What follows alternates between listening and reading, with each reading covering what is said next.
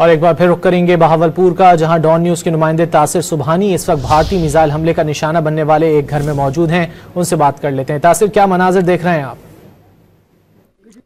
अजी, इस वक्त हम उस घर में मौजूद हैं जिस घर पे जो है वो रात के अंधेरे में इंडिया ने अपनी बुज़दिलाना हरकत दिखाई। इस वक्त हम ये मनाजर दिखा रहे हैं कि किस तरह से ये घर जहाँ पर बच्चे सोए हुए थे, यहाँ पर ख़वातीन सोई हुई थी, यहाँ पर जो है वो अटैक किया गया और 4 मिसाइल यहाँ पर ये दागे गए। यहाँ पर मैं आपको दिखाऊं कि ये वो खिलौने बच्चों के खिलौने यहाँ पर पड़े हुए हैं। बच्चे यहाँ पर जो 2 बच्चियाँ जो हैं वो शहीद भी हुई हैं, जिनकी उम्रें 2 से 3 साल बताई थी।